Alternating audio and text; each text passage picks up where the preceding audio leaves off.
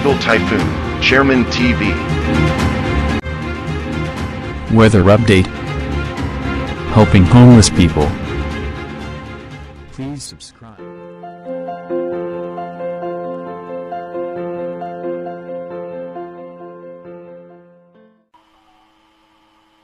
Magandang gabi po. Ito po ang latest update para nga po dito sa minomonitor natin na si Typhoon Jenny. Si Typhoon Jenny nga po, no, ayon sa European Center, ito nga po ay nasa very strong typhoon category na dahil tinataglay na nga po nito yung lakas na 155 km per hour malapit sa gitna at may pagbugso na po yan aabot ng 195 km per hour. Kumikilos nga po ito pa west-north-westward sa bilis na 15 km per hour. Yung extension naman ng kanyang kaulapan ay umaabot na po yan dito nga sa may parte ng eastern section ng Luzon. At nakataas na nga rin po ang storm wind signal number 1 sa ilang bahagi sa extreme northern Luzon at northern Luzon. Asahan po natin na makakaranas ng mga biglang pagbuhos ng pagulan ang Batanes, Cagayan, including Babuyan Island, Ilocos Region, Cordillera, rest of Cagayan Valley, Aurora, Quezon, Camarines Norte, Camarines Sur, and Catanduanes. Meron din mga posibleng pagulan dito nga sa may parte ng Mimaropa, sa may Western Visayas and Zamboanga Peninsula. Asahan din po natin na ngayong gabi na posibleng makaranas din ng biglaang pagbuhos ng pagulan itong Metro Manila. Dahil po yan sa localized thunderstorm at sa southwest monsoon at extension ng kaulapan ni Typhoon Jenny.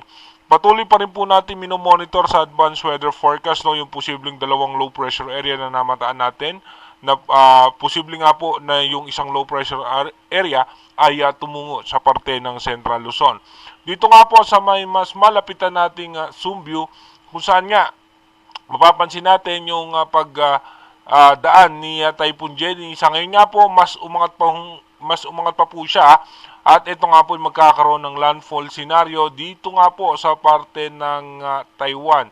Kaya iba yung pag-iingat naman sa mga kababayan nating nasa Taiwan dahil nga po mapaminsala nga si Typhoon Jenny. At kung mapapansin pa rin po natin, aabutin pa rin po niya na ang halos sa buong extreme northern Luzon.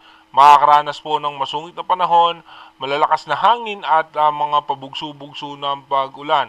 Kaya sana po nakahanda na yung ating mga kababayan dyan sa posibleng dulot na nitong si Typhoon Jenny. Aabutin din niya na hanggang parte ng northern Luzon, kaya ingat po tayo dyan dahil malakas din po ang alon. Dito nga po sa may parte ng extreme northern Luzon. Dumako na nga po tayo sa ating advanced weather forecast. Dito po sa ating advanced weather forecast, bukas nga po, no? October 3, patuloy nga pong lalapit na ng extreme northern Luzon itong si Typhoon Jenny.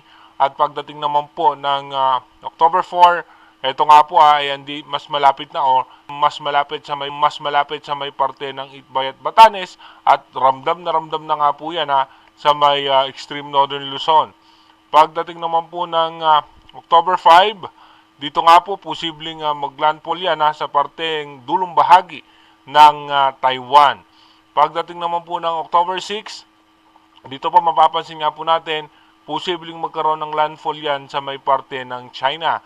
At pagdating naman po ng October 7, Saturday, posibleng ang humina na itong si Typhoon Jenny at meron nga tayong panibagong low pressure area na namataan dito nga po sa may eastern section ng Mindanao. Pagdating naman po ng October 8, ito po posibleng pumasok ng Philippine Area of Responsibility. At pagdating naman po ng October 9, no, dito mapapansin po natin as low pressure area, nasa eastern section po yan ng Bicol region, ng Visayas. Pagdating naman po ng October 10, dito nga po ay nasa eastern section na ng Bicol region itong low pressure. October 11, dito mapapansin po natin na nasa eastern section na po yan ng Central Luzon.